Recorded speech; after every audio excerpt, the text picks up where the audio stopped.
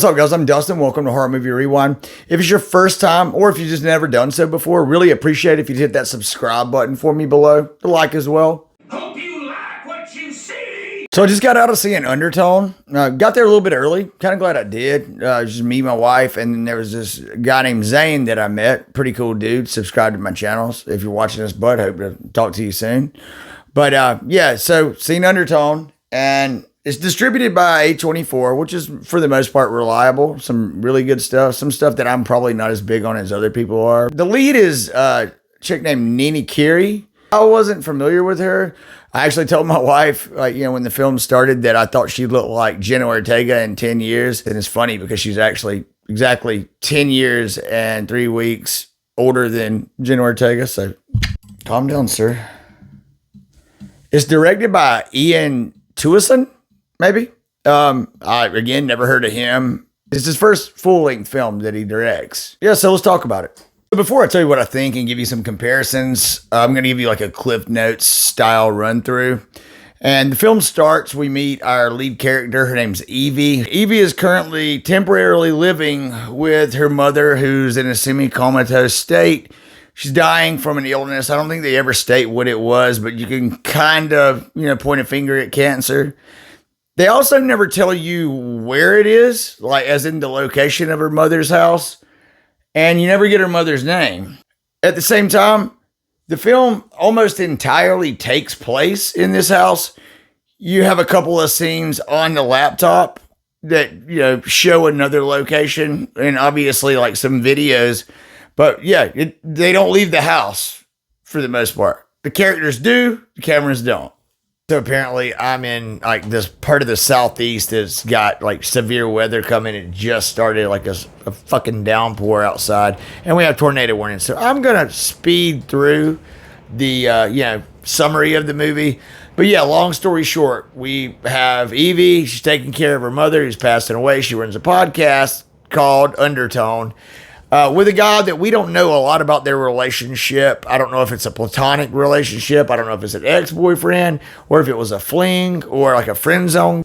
So we're told that Justin, her partner, lives in London. And again, like I mentioned earlier, even though it's not ever explicitly stated, it's heavily implied that Evie's mother's house is in the United States. And she continues her podcast. I don't know if that's her full-time job. They never really give you a lot of details about it, but obviously she's not going to work, so she stays up really late. Again, because of the time difference, she's usually ending these sessions with him that we see on film around 3 a.m. And if you know, you know. The first time that we see them attempt to record, he calls, checks on her like a good friend, asks how her mother's doing, more importantly, how she's doing. The writing's on the wall with her mom, whose name we don't know.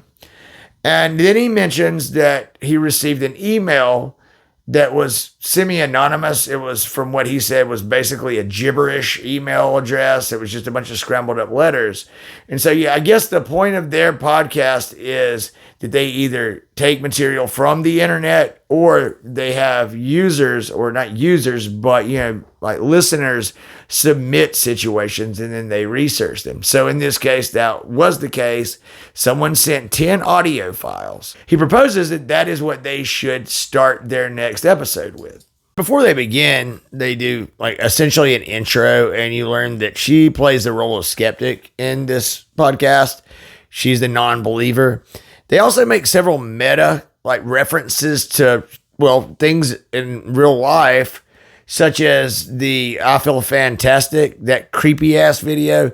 And also something that's fascinated me for a decade plus, the Elisa Lam Cecil Hotel case. Almost forgot to mention, Evie has a boyfriend, I guess you'd call him that, whose name's Darren. And at least according to Justin, and pretty much by her own admission, he's a real big piece of shit. You can kind of hear some resentment and possible jealousy from Justin's, critique of him. Evie insists on going into this blind, meaning she doesn't want to hear the clips before they begin recording. The first clip is essentially a man complaining about his either wife or girlfriend talking in her sleep. It's pretty mundane, nothing really sinister about it. We listened to 3 clips, I think, in this first session, and they get increasingly creepier. At the same time, you're starting to notice that there are similarities to the noises and the situations going on in these audio recordings that are also happening simultaneously, or maybe not, in Evie's mother's house.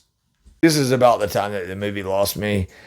They drowned themselves with too much. They try to do too much, and almost none of it is ever explained or like tightly bound together.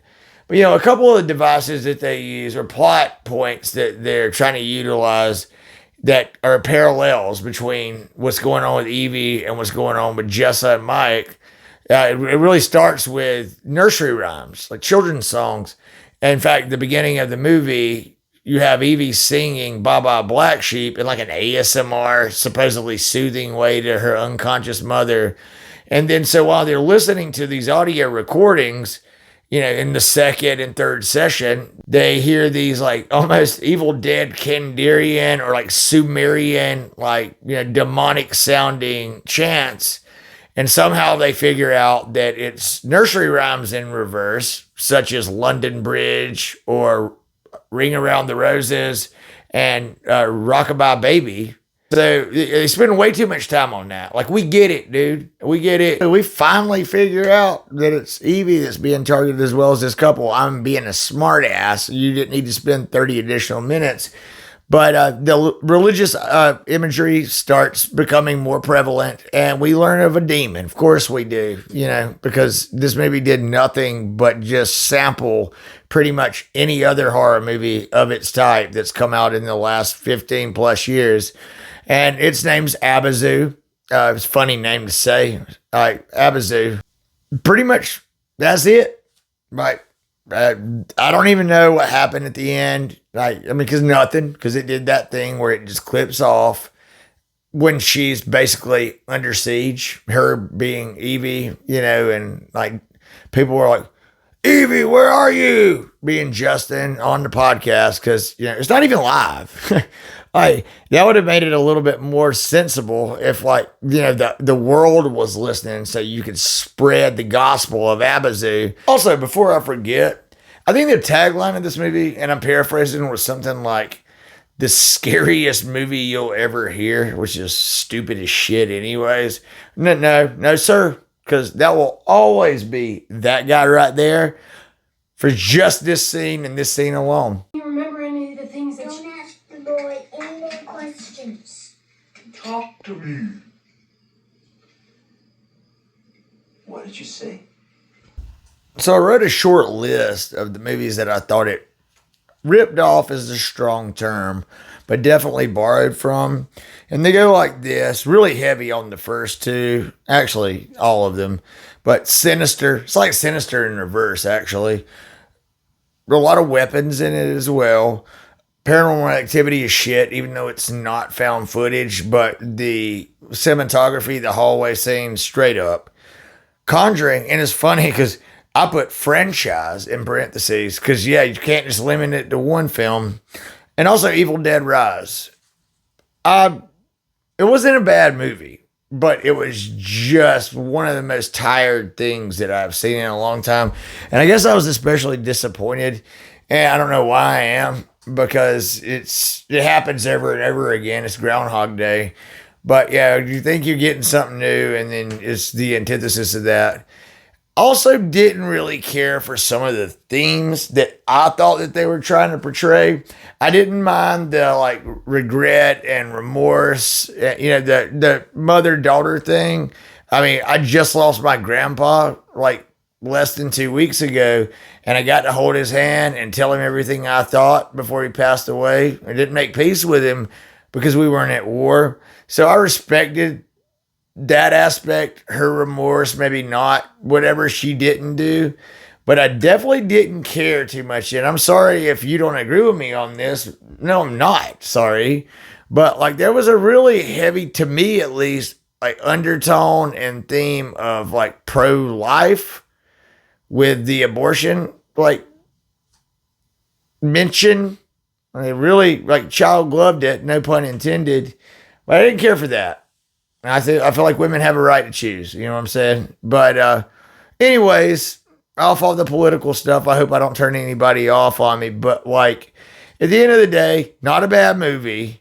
It's entertaining, but you're going to feel like you've seen it before. It's going to be deja vu, and it did nothing new. It didn't have anything that I would go back and watch again. Just put it that way. But yeah, check it out if you'd like. I mean, again, not the worst thing I've seen, but hey guys, we'll catch you later. I'm Dustin. Thanks for checking out Horror Movie Rewind.